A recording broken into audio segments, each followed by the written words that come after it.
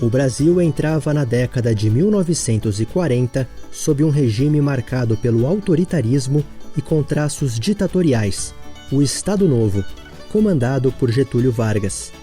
Eram tempos sombrios em todo o mundo, que mergulhava na Segunda Guerra Mundial e em uma consequente crise humanitária.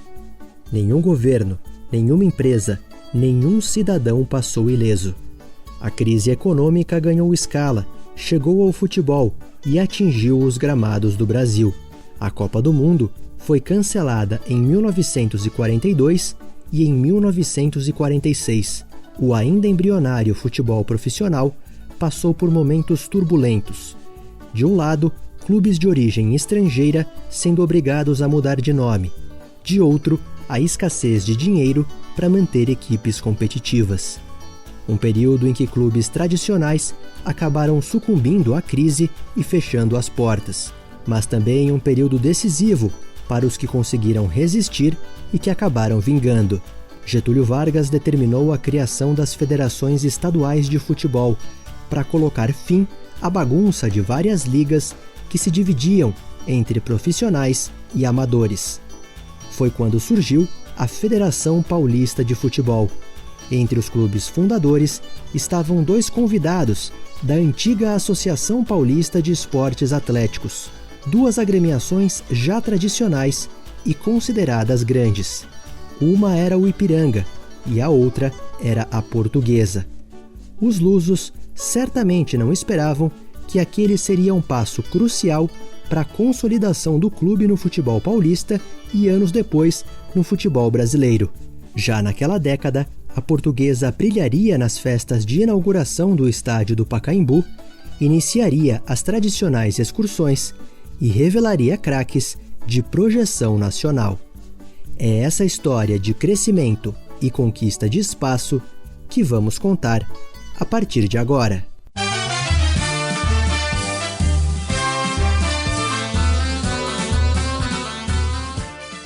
Lusa Geração Centenário.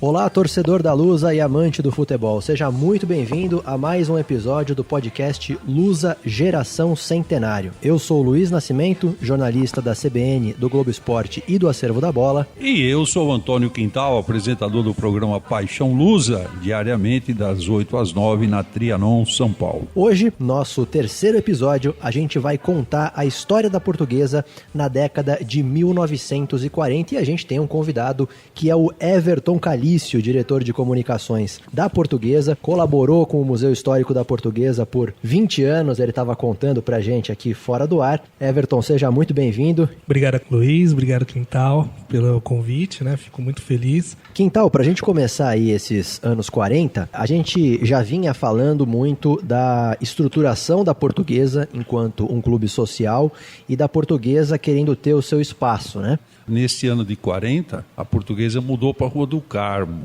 E antes disso, a sede já tinha passado pelo prédio Martinelli, no centro da cidade, próximo ao Rua São Bento ali, que era um prédio tradicional na época. Depois dali foi para a Rua 15 de Novembro, depois Rua do Carmo. Então a Portuguesa realmente procurava se acertar no aspecto patrimonial.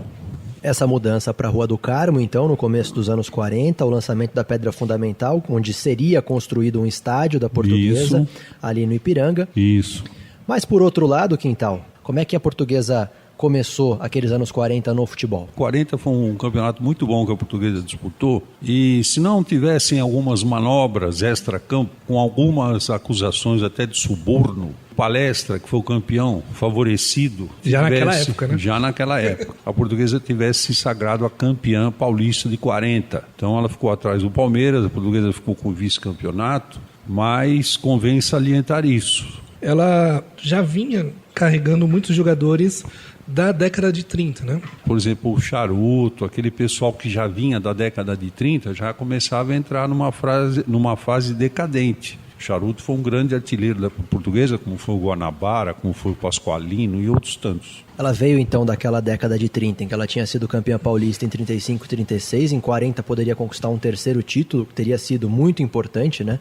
Você destacou muito bem aí, Quintal, essa manobra de bastidores que a gente teve. Sim. Então, início de anos 40, a Portuguesa tendo essa necessidade de se renovar, mas também um momento turbulento no futebol paulista como um todo, porque a gente vinha de uma década de 30 com diversas ligas, inclusive, né? É verdade, Luiz. O futebol paulista na década de 30 tinha a liga que a Portuguesa praticamente levava nas costas, na Associação Paulista de Esportes Atléticos, que era uma das ligas mais antigas do futebol paulista, mas estava extremamente decadente. Fora a Portuguesa e Ipiranga, eram outros times de segundo escalão. Houve muita resistência dentro da Portuguesa de sair da Ápia e ir para a LPF, né? A Liga Paulista de Futebol, que depois foi o embrião aí da Federação Paulista. E foi inclusive durante o Estado Novo do Getúlio Vargas que foram criadas as federações de futebol nos estados. Exatamente, né? Luiz. Quando as competições políticas ameaçam degenerar em guerra civil, é sinal de que o regime inconstitucional perdeu o seu valor prático, subsistindo apenas como abstração. E aí, nesse início de anos 40, a gente teve a criação da Federação Paulista de Futebol. E é muito interessante, vocês estavam destacando aqui, do Ipiranga e da Portuguesa, que eram os principais clubes da Ápia, né? E foram os clubes que passaram a integrar a Federação Paulista de Futebol, Exatamente. que na época é um exemplo de que eram clubes já estruturados, reconhecidos, respeitados, né? Isso foi um sinal, né? Clubes tradicionais já.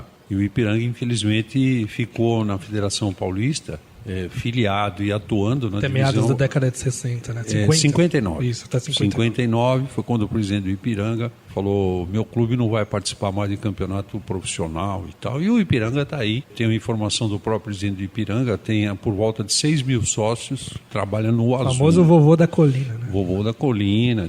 E outra coisa que convém salientar, que nos anos 40, por causa daquelas histórias da guerra e tal... Soldados do Brasil que seguiram a combater nos campos de batalha da Europa e que de lá regressaram, trazendo nas gloriosas cicatrizes o atestado da sua bravura. Os clubes precisaram mudar o nome. Germânia passou a ser Pinheiros... Palestra Palmeiras, o Espéria aí, Clube Amador, virou Floresta. O Espanha Jabaquara. O Cruzeiro, né, que era Palestra lá em Minas Gerais. Isso, A Portuguesa não precisou mudar. A Portuguesa saiu do nome Associação Portuguesa de Esportes para Portuguesa de Desportos. Inclusive, né, Quintal, tem até uma história que não se sabe se é verídica, né?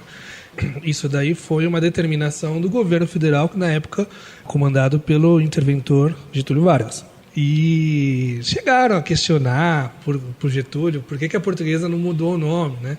E aí o Getúlio falou: não, a Portuguesa não precisa, que os portugueses são nossos amigos. E nos... Ele entendia que a Portuguesa era um clube brasileiro. Exato. Por causa da afinidade, de todo aquela do histórico, lógico, desde o descobrimento, essas coisas todas.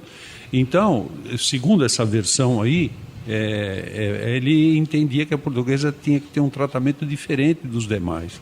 E a gente está falando aí de começo dos anos 40, a gente está falando ainda de Segunda Guerra Mundial, né, rolando, e o mundo inteiro em crise. Uma crise econômica muito forte. O Brasil não escapou disso, e obviamente que quem fazia dinheiro no Brasil também não, os clubes entraram nessa, né? Sim. E a Portuguesa, em 42, ela estava nesse momento de crise, né? E no momento em que ela tinha o terreno que ela queria construir um estádio. O que a Portuguesa fez, Everton? A gente estava com uma crise muito grande financeira, né? Principalmente a colônia portuguesa, né? Estava com uma crise financeira um pouco grande. E a Portuguesa não escapou disso. Então a Portuguesa ela teve que vender o terreno da Avenida Teresa Cristina no Ipiranga, e era um projeto lindo, magnífico. Mas a Portuguesa enfrentou esses problemas financeiros e teve que fazer frente de caixa e teve que vender o terreno da Avenida Teresa Cristina. E se voltou para também, em 1943, mudar novamente de sede, e aí que foi para aquela sede icônica, histórica do Largo São Bento, né?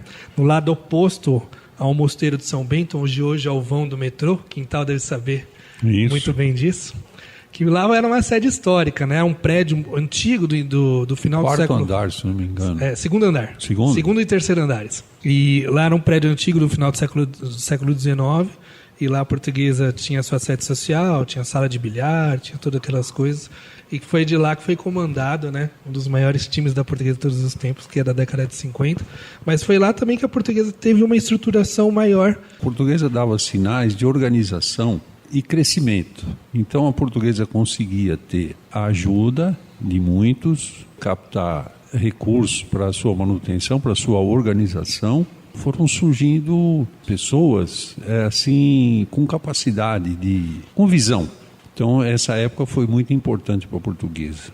Quando a gente pensa na história da Portuguesa, a gente pensa muito nos momentos, né? Os momentos Sim. marcados pela Ilha da Madeira, pelo Canindé, mas o Largo São Bento, apesar de não ser um estádio, eu acho que foi um momento muito importante, Claro. justamente para essa virada, né? É um lugar que está na memória afetiva de muito torcedor, Sim.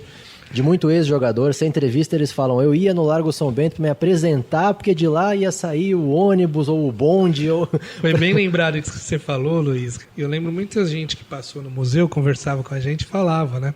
Que o pessoal gostava muito do Largo São Bento, né? Então Isso. o pessoal ia lá, era uma sede associativa mesmo, onde o pessoal se unia, né? Se irmanava. Depois bem central, né? Bem central, Bem né? Era ali passava o bonde ali, né, do lado, ele parava na frente, onde ficava a sede da Portuguesa.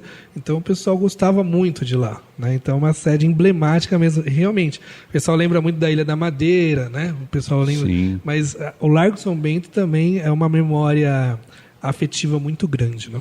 Em 40, eu queria só lembrar que o Valdemar de Brito, que foi o homem que descobriu o Pelé e levou para o Santos, ele poderia ter trazido ele para a Portuguesa. Jogou na Portuguesa, ele era atacante. E foi numa época que a Portuguesa foi muito mal no campeonato. Terminou na 9ª colocação, 44. 1944. É uma coisa que muita gente, quando fala do Pelé, conta a história do Valdemar de Brito, que foi um grande jogador. Eu não vejo ninguém citando que ele jogou aqui uma temporada. E que fez gols por aqui, marcou seu nome na história da Portuguesa, eu faço questão de citar isso. Faz parte do centenário Bem da lembrado Portuguesa, mesmo. o Valdemar de Brito na Portuguesa. E aí, nesse período, né, Quintal, da metade aí dos anos 40, que começou a renovação do time, Sim. até por essa necessidade. Na metade né? da década, né? 45 para frente. 45 para frente começou a virada, Começou, eu diria que foi o embrião do grande time de 51. 50, exatamente. Com a chegada do Nininho, os irmãos Pinga, uma renovação mesmo.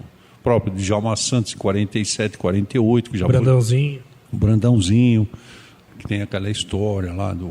Como é que é essa história da vida do Brandãozinho? Everton, por favor, conte aí, ele Então, sabe. O Brandãozinho, ele foi ser apresentado na Portuguesa, né? Em 1948. Posou com foto da Portuguesa para os jornais, para a Gazeta Esportiva, fizeram aquele auê todo. E aí chegou na hora H de começar a treinar a Portuguesa, ele pegou, puxou o carro e foi para a Portuguesa Santista. A gente não se sabe se os caras erraram de Portuguesa, né? Se foram para a Portuguesa de São Paulo e na verdade era a Portuguesa de Santos, ou foi alguma estratégia aí, né? Então, naquela época já começou a ter os empresários do futebol, né? Também, ou se não, ele por ser um jogador muito habilidoso, muito bom de bola, deram o primeiro chapéu ao Portuguesa e levaram ele para lá. Mas ficou pouco tempo lá, em seguida... Ficou só ele em veio pra 48, cá. em 49 ele já... E ele ficou marcado de uma forma negativa por algum período. Sim. Aí quando ele chegou aqui na Portuguesa, que realmente houve uma... E já vou contar uma historinha, se é que não contei. Quando ele chegou aqui, ele se desculpou, se retratou, e depois, com a bola que ele tinha, a torcida perdoou, deixou para lá, né? Mas a história que eu vou contar é a seguinte. O doutor Vitorino, ele trabalhava numa tecelagem comandada por ingleses. E chegou no fim do ano, tal, a esposa do doutor Vitorino, a dona Silvana, que eu tenho o prazer de conhecer, a dona Silvana falou, Vitorino, e o abono? E fim do ano, eles tinham um abono naquele tempo, não tinha 13º, nada disso. Falou para ela, não sei, não falaram nada esse ano, não sei o quê. Ela estranhou, porque os ingleses eram muito pontuais e ele já estava trabalhando lá há algum tempo e todos os anos eles recebiam o abono. E esse abono não tinha chegado às mãos dele. Ela estranhou aquilo, mas deixou para lá. Passado uns tempos, uns dias, lá uns meses, algo assim, eles estavam numa festa, num casamento. E aí chegou um tio do Vitorino, irmão do pai do Vitorino. Tudo de família e tal, e eles fanáticos pela portuguesa, o assunto era sempre a portuguesa, aquele negócio todo. Esse tio do Vitorino, na frente da dona Silvana, falou pro Vitorino: Ei, Vitorino, aquele jogador que nós ajudamos a contratar, o cara é bom mesmo, esse tal de Brandãozinho. Ela se ligou. Então, o abono, ele deu, foi uma cotizada, né? O pessoal se cotizou lá, se mobilizou para contratar o Brandãozinho, entendeu? Ela fala, já entendi onde foi parar o abono. E isso era muito comum naquela época, muito né? Comum. Então, Não é tão estranho. Isso se repete muito nos dias de hoje também. Pois é. Então você vê que são coisas, né? São anedotas, situações que acontecem na portuguesa praticamente desde sempre, né? E em 45, a portuguesa, já colhendo os frutos dessa renovação que teve, né? Quando nos anos anteriores teve campanhas muito ruins, ela fez várias goleadas ao longo do ano, né? Então teve o 6-1 contra o Corinthians, teve o 7-2 contra a Santista, teve 5-1 em cima do Juventus, teve também o 5-2 contra o SPR, o São Paulo Railway, que é hoje o Nacional, né? Teve também 4-1 no amistoso contra o Guarani, 4-0 e 4-1 contra o Ipiranga e o Comercial da capital. Então você vê que a portuguesa já teve uma renovação boa. E começou uma máquina de gol, né? E começou a... Uma máquina de gols. 45 tem uma curiosidade aí. Português e SPR, o hoje Nacional, eles jogariam no campo do Juventus. Só que naquela tarde choveu muito. Então, o árbitro do jogo preliminar, ele cancelou a preliminar porque o campo estava alagado. Que era na Javari. Na Rua Javari. O pessoal do SPR, hoje Nacional, recebeu a informação. O SPR entendeu que não teria o jogo de fundo e não foi a Rua Javari. O árbitro do jogo de fundo entrou para dar o jogo de fundo. Sim. O SPR não estava, perdeu por WO. É verdade. Perdeu por WO, por não comparecer, porque ele entendeu. Bom, se não teve o jogo preliminar, não vai ter o jogo de fundo. Só que parou de chover e dava para jogar. Aí o SPR acabou perdendo os pontos e a portuguesa ganhou os 3 pontos sem jogar na Javari. Aí você vê que não é só a portuguesa, né? Que às vezes, né, fica lá esperando lá no ponto, né? Por isso que o futebol precisa ser profissionalizado para ontem. Porque isso é uma coisa de amador. O cara me falou. O cara me falou, não, você tem que ir lá. É uma coisa que para essa época já era um pouco absurdo, mas você até entende, né? Até entende. Mas, até a gente até sabe, releva. o pessoal é uma coisa meio provinciana, né? Hoje não, jamais a gente vai ter uma situação dessa, né? Assim esperamos, né? Mas esse negócio de não de vez em quando tem uma recaída, né? Esse negócio de não entrar em campo vai aparecer ainda umas décadas bem próximas aqui. Mas, por isso enfim. que eu digo, tivemos umas recaídas aí. E que recaídas. Ô Quintal, a gente estava falando aqui antes também, você destacou um amistoso internacional que a portuguesa fez nessa época, que foi com um time do Paraguai, foi o isso? Sol da América. Sol da América. 4-0 aqui. E no ano seguinte, a portuguesa enfrentou o Southampton, né? Time inglês. Southampton, né? Isso, um time inglês. O Torino. Torino era o grande time italiano da década de 40, que aquele pessoal que morreu no acidente aéreo. O Torino perdeu. Era a portuguesa de 51, o Santos de 64, o Torino dos anos 40, né? A portuguesa enfrentou o Torino aqui no Pacaembu, jogaram contra o Corinthians, contra a portuguesa. Então a gente vê que os anos 40 realmente são o embrião para os anos 50, né? Anos 50, Sim. Das históricas excursões começaram nos anos 40. O histórico time dos anos 50 começou a ser montado nos anos 40. Você vê que nos anos 40 começou com a chegada do Nininho, dos irmãos Pinga, depois o Djalma Santos, o Brandãozinho, o Ceci. O Muca foi trazido pelo Brandão. O Brandão descobriu o Muca lá no Paraná, em Jacarezinho. O Renato já estava. Então você vê que esse time foi praticamente a base, né? Ele foi montado. Eu diria que ele foi arrematado em 50 e 51. Os primeiros 30 anos da portuguesa foram de uma forma. e os outros 70 de outra forma. Eu diria 30 mais 50. Os últimos 20 anos da Portuguesa, né? Nós estamos em 2020. De 2000 para cá a coisa não andou bem, mas eu vejo na história da Portuguesa um divisor de águas nessa final da década de 40 e início de 50 para cá. E em 1946 foi um ano muito marcante para a Portuguesa, talvez os primeiros frutos dessa renovação do time, que foi uma excursão que a Portuguesa fez para o Nordeste. Foi isso, Everton? A Portuguesa foi lá para o Nordeste, foi para Recife, e depois foi para o norte do país também, né, Quintal? Ela foi conhecida como... Pará e Maranhão. Pará e Maranhão. Ela foi conhecida como Rei do Recife. Começou, fez alguns jogos lá em Recife, inclusive aplicou uma goleada de 5-2 em cima do Sport. Isso. Ganhou do América, que era o grande time pernambucano da época. Foi o primeiro adversário. Foi o primeiro adversário. Foi. E depois ela jogou no Pará contra a Tunaluso. Sim. E também jogou com o Remo também. E jogou contra o Paysandu também. Sim. Então foi uma das excursões que a Portuguesa fazia, porque naquela época não tinha campeonatos, né, Quintal? A gente tinha o Paulista, que era no final do ano, né? Isso. Era um calendário meio estranho, né? É um calendário... Na verdade não é estranho, é que a gente Um calendário ao estilo europeu, começava no ano e terminava no outro. Isso, exatamente. A temporada, né? Isso.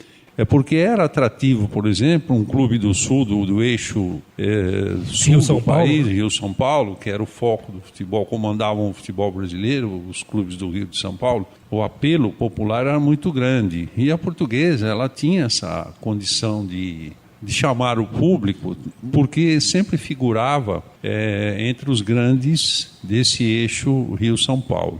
E nessa excursão, três precisam ser citadas. A primeira, a Portuguesa, nessa excursão, contratou o Simão, ponta esquerda, jogava lá. A Portuguesa contratou o Djalma, que é um atacante. Por que Djalma Santos? Depois, porque tinha o outro Djalma também, que veio, não deu tão certo assim aqui, fez alguns gols aí na Portuguesa e tal. E uma curiosidade, para vocês terem noção do peso que era ganhado um clube do eixo Rio-São Paulo, e no caso a Portuguesa, que já tinha vencido todo mundo na excursão, a Portuguesa tinha ganho do Náutico. Aí houve um jogo, revanche. Pediram a revanche, né? Pediram revanche e tal, e a Portuguesa jogou e perdeu. 2-1 para o Náutico. Bom, resumindo, a festa foi tão grande que ela foi comemorada como um título. O Náutico promoveu um baile na sua sede, houve carreata. Aquele tempo não tinha trio elétrico, mas fizeram uma carreata.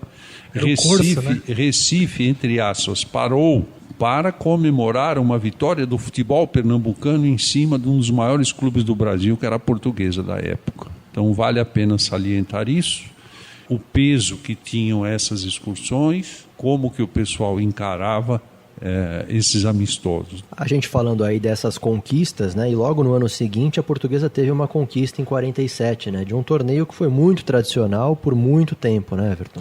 Teve a conquista em 47 do torneio início, né? Era um torneio que abria aí o Campeonato Paulista.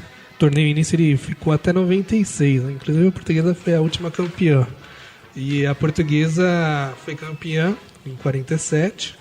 Mostrava já aí alguns frutos dessa renovação que aconteceu nos anos anteriores. Agora, Everton, queria que você destacasse uma curiosidade que você trouxe aqui pra gente. A Portuguesa teve um presidente descendente de italianos, Exatamente. É isso? Isso foi nos anos 40. Isso foi em 45, né, que foi o Miguel Franchini Neto, ele era descendente de italianos, e a Portuguesa, né, ela tinha muitas figuras conhecidas da alta sociedade de São Paulo, né? O Miguel Franchini Neto, para vocês terem uma ideia, ele era uma figura respeitadíssima no corpo diplomático, né? Ele foi até recebeu uma honraria do rei Gustavo V da Suécia, que era a Ordem da Estrela Polar. Então a Portuguesa ela tinha capitães do exército, tinha pessoas do alto comércio paulista, tinha médicos muito gabaritados.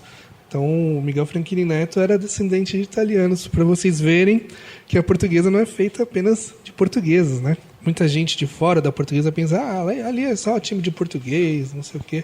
Mas tem muita gente, né, que não tem descendência portuguesa e que tem o coração rubro-verde, né? E entre a própria diretoria, a gente já via despontar na década de 40, a gente vinha falando disso aqui, Luiz Portes Monteiro, que mais pra frente foi se tornar um dos maiores presidentes da história da Portuguesa, né? Exatamente, Luiz. Inclusive, tem uma historinha, né, do Luiz Portes Monteiro.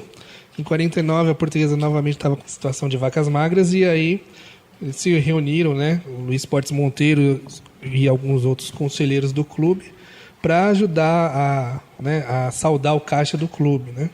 A gente tem essa situação na Portuguesa já desde antigamente, né? Por falar em 49, posso contar uma historinha do Gil Gomes aqui, saudoso Gil Gomes? O Gil Gomes, o primeiro jogo que ele foi assistir da Portuguesa foi em 1949. Portuguesa e Fluminense, Pacaembu. O Gil contando era mais ou menos assim, eu estava lá com meu pai, e aí a Portuguesa fez um gol. Meu pai vibrou, e eu do lado do meu pai. A Portuguesa fez outro gol. E a Portuguesa fez outro gol, 3-0. Meu pai feliz, alegre. A Portuguesa fez mais um gol, 4-0. A Portuguesa fez outro gol, 5-0 no Fluminense. O meu pai vibrava. O jogo foi caminhando. No segundo tempo, o Fluminense marcou um gol. Meu pai nem ligou. A Portuguesa tinha um goleiro gordo, tomou um outro gol, 5-2. Meu pai não ligou. Daqui a pouco, mais um gol do Fluminense, 5-3. Meu pai já começou a coçar a cabeça, ficou preocupado. 5-4, 5-4, inacreditável, 5-4. Daqui a pouco, 5-5, 5-5. Eu não acreditava. Menino ainda eu não acreditava. Olhava para o meu pai, 5-5. Ufa, a Portuguesa marcou um gol e ganhou de 6-5. Mas o goleiro era muito ruim. Eu venho de uma família portuguesa. Meu pai, português de nascimento, me ensinou o amor pela Portuguesa.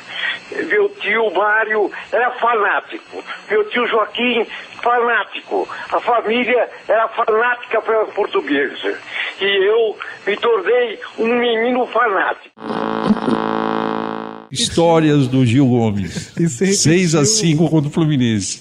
4-4 contra o Corinthians. O goleiro era o Bolívar. Às vezes o goleiro é infeliz, né? Acho que agora faltou uma coisinha só, Luiz, se me permite, da década de 40, que a gente também não pode deixar de falar, que é a inauguração do Pacaembu. Com a construção do Estádio Municipal do Pacaembu, São Paulo possuirá a maior e mais moderna praça de esportes da América do Sul.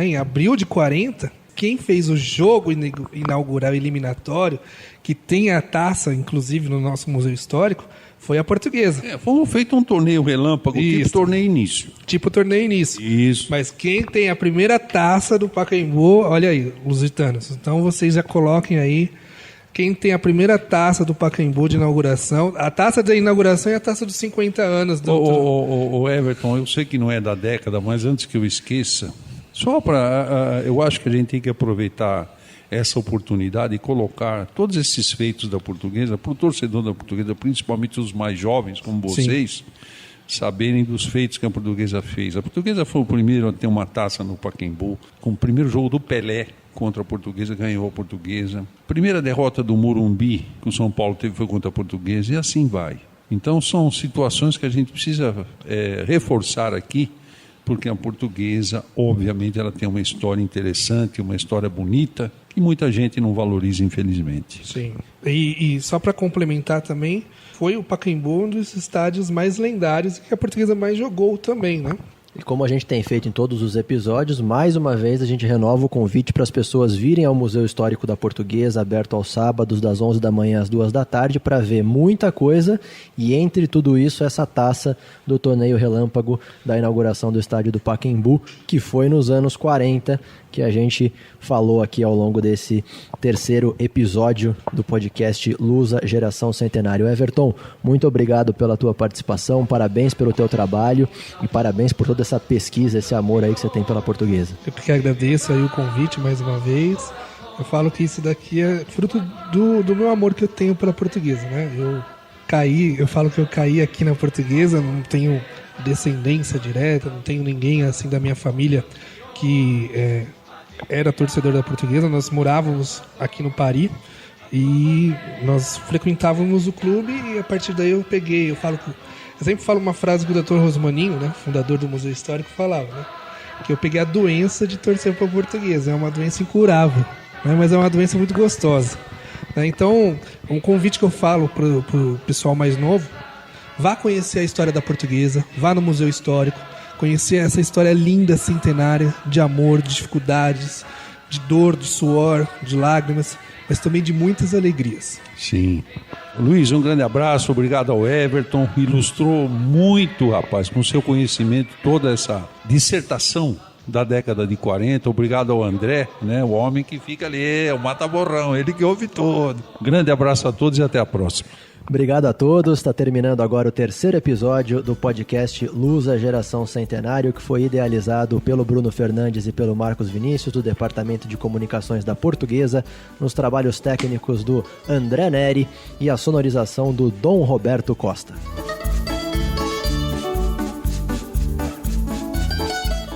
Luz à Geração Centenário.